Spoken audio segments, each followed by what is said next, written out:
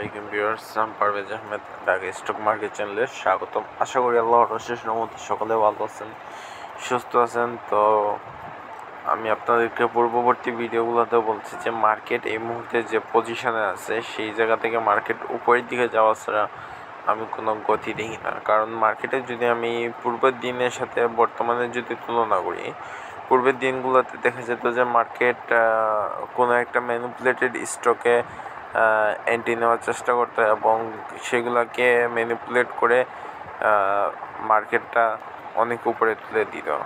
But বর্তমানে দেখা যাচ্ছে যে বেশিরভাগই ফান্ডামেন্টাল কোম্পানি বেশ ভালো পারফরমেন্স করতেছে, সেই সাথে ব্যাংকের এবং টেক্সটাইলও আজকে অনেক ভালো একটা পারফরমেন্স করতেছে, সেই সাথে ফার্মাসিউটিক্যালস একটা ধারাবাহিকতা বজায় রাখছে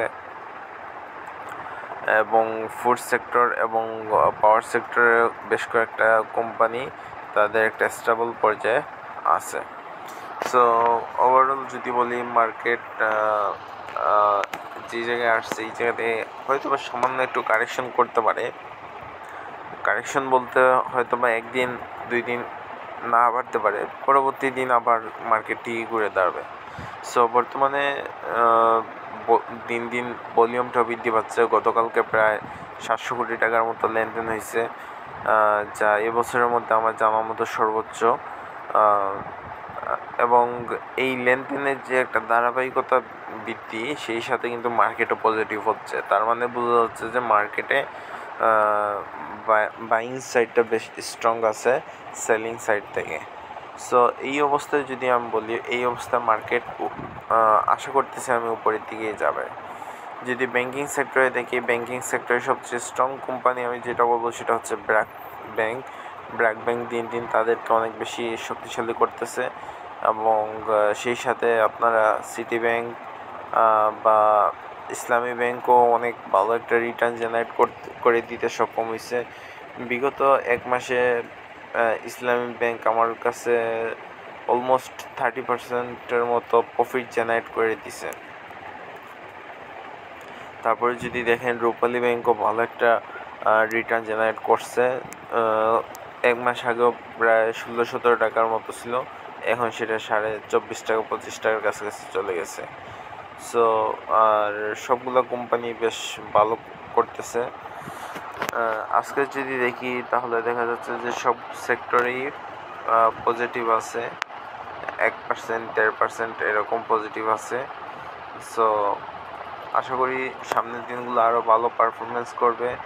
ফাইন্যান্সিয়াল সেক্টরে যদি দেখি, ফাইন্যান্সিয়াল সেক্টরের মধ্যে আমার সবচেয়ে ফেভারিট একটা স্টক হচ্ছে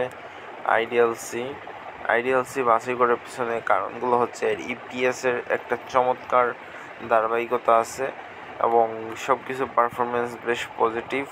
পি কম আছে, নেট অ্যাসেট ভ্যালু প্রায় 50 টাকার কাছাকাছি। সো আমি আশা করতে পারি যে এই স্টকটা আগামীতে 50 টাকা যাবে, ঠিক আছে।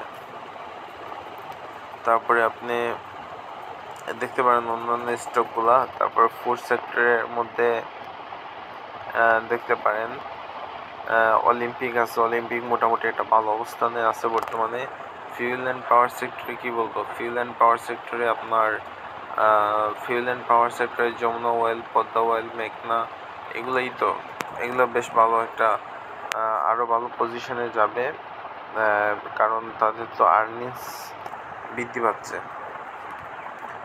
তারপর ইন্স্যুরেন্স সেক্টরে এখন পর্যন্ত তেমন একটা আমরা মুভমেন্ট দেখি নাই, বাট আশা করতেছি ইন্স্যুরেন্স সেক্টর সামনের দিকে খুব ভালো একটা পারফরমেন্স দেখাবে। আইটি সেক্টরের মধ্যে আইটিসি আছে, যেটা বেশ পজিটিভ। আইটিসি শেয়ার নিয়ে আমি অনেক বেশি আশাবাদী, কারণ তার একটা ধারাবাহিকতা আছে আর্নিংসের মধ্যে এবং সামনের দিনগুলোতে সে আরও বেশি পারফরমেন্স করতে পারবে। আশা করি আমি এটা 60 থেকে 70 টাকা পর্যন্ত আমি আশা করতে পারি এটা সামনের দিনে যাবে। তারপরে জুট সেক্টর,